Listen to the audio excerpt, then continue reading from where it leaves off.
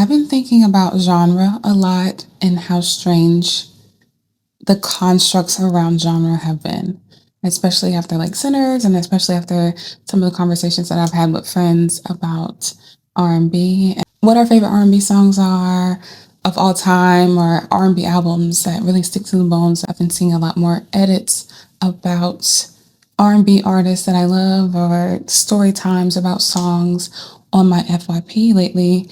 And then I came across something very strange. I didn't really understand at first. Like when I originally heard Chicken Alfredo boomerang music, I was like, what does that even mean? Like I've heard a joke similar to this before whenever everyone was saying that Sweetie makes music for Coles and Forever 21, right? Like I was saying that and then she ended up getting a deal with them. I never really like internalized that joke until I saw how it's like proliferating when like talking about R&B right now. Saying like R and BBL, baby mama music, which I understand. I'm gonna swing back to the baby mama music one. What else did I see? Made me think about how obviously they're making fun of Black women. I'm gonna ask this question, and I might lose people here. Even when said by a black person, is it not still misogyny towards black women? Is it not still used to disparage, to belittle, to make a mockery of black women? Because that is how it's often used, and I think people know that. We need to champion black women in this society, like seriously. And are these jokes worth opening the floodgates towards more misogyny of black women? And what's so horrible about getting your lashes done? What's so horrible about putting a song over a boomerang of your dinner? People just always find new ways to make fun of black women or the music that they make. And I don't think it's so bad to implore people to think twice about what they're saying and doing. Because now I see white people asking if Mary J. Blige's Chicken Alfredo boomerang music on this app. People have to be really cognizant and really careful about jokes because it very quickly can go south. I mean, look at how twink is being used as a pejorative by people who are not gay now. And how when someone who doesn't present like them is making the same type of music, it's not an issue. And listen, the bad thing about it is I have critiques about R&B. Like I am frustrated at the proliferation of like artists that can't sing for real.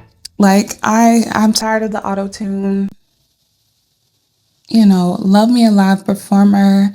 Love me someone with like gospel roots. Some of these jokes like started from a probably non-offensive way. And because I do understand that some of the stuff is like getting unrelatable, like the quote unquote baby mama music. Like I can't relate to you having a tribe of kids. I'm a cat lady. We ain't doing that over here. And I too long for the days where there were artists like TLC that had a quite diverse catalog, like songs like Unpretty or Waterfalls or Creep, like back to back. Like they were cooking no scrubs, like that variety, like I relate to that so much. We can talk about any type of topic. I just don't want it beat to bloody hell.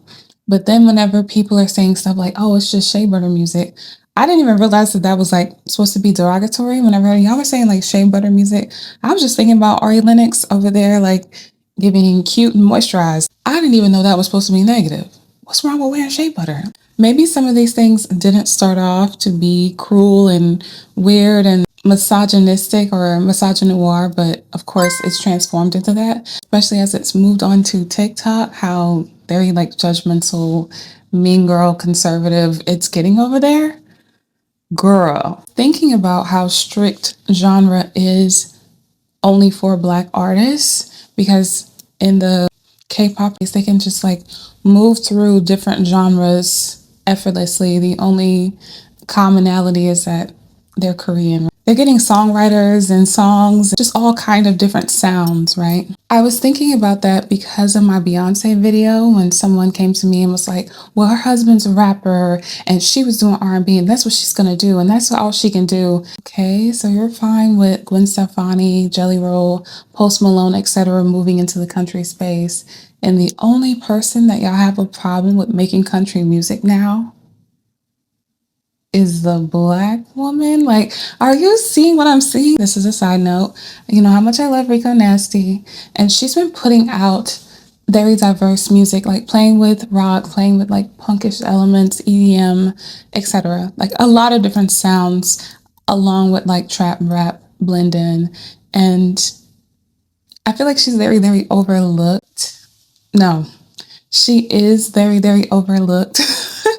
She is hard for her to like promote herself and to also get people to kind of accept her because she's not staying in these very clear cut genre binaries, right? Like the same thing that y'all would complain about Meg for and be mad that, oh, she's always making the same music, it's all sounding the same. But then she's dropping songs like, y'all don't want to give any credit for that. Of course, I realize more and more every day how like mentally limited people are whenever they're thinking about a black woman in general, but also and especially like artistically, and how like limitless we are, constantly screaming into the wind about all these different things that black Americans have like contributed to music. And it's just funny, like even how we will dismiss our own music, right? And kind of talk down and diminish our own music and our own artistry. But whenever you see it on Sabrina Carpenter or Ariana Grande, it's okay. I really do believe that the genre bending and tapping into Black American history is what drew me so deeply into Beyonce's current era. Like, she was always putting out amazing music, but I'm so fascinated watching her challenge herself in different genres. And I want like more of that. Like, what would your voice sound like put into different situations? Or like, I really love that Megan is playing with different languages, different genres. Like, I'm looking forward to more of that. There's a lot of reasons why I think R&B is kind of falling off, you know, or like kind of getting a bad rap or getting people to side eye it. I don't think it's just these nasty internet memes or whatnot. I think like what kind of turned me off a lot of the time was like, I really love male vocalists. That's the only reason why I fell down that K-pop rabbit hole for a little while. I really miss like male singers. The men ain't harmonizing no more. And if they do, they're like criminal degenerates. Like, it's been so frustrating watching so many people cape for Chris Brown, including the R&B girlies. Victoria Monet, I absolutely love your album, but it's just been a side eye. It's been a side eye. I know Kelly Rowland has ran to defend this man, even though he has never even considered changing. Who else?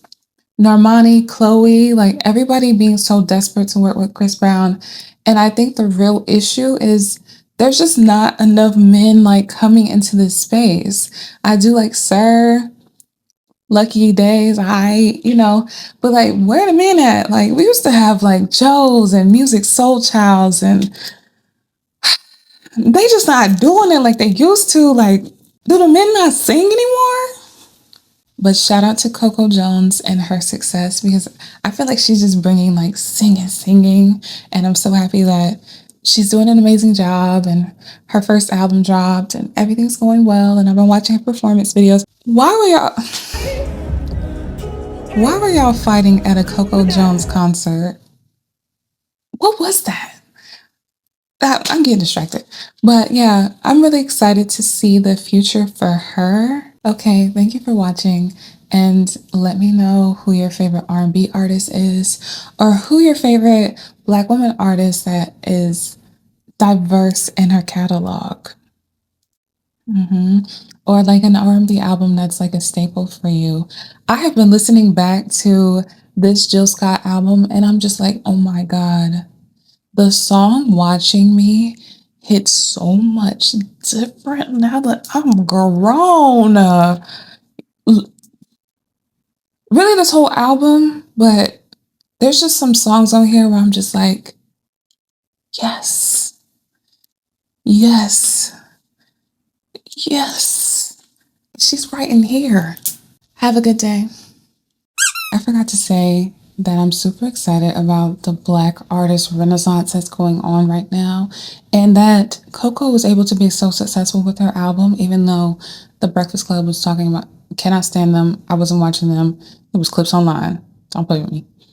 but Charlamagne was saying that her label was not doing enough to like promote her. And though it was said that Coco's label was not doing enough to promote her or give her the proper opportunities, her album still did really well, and I'm super happy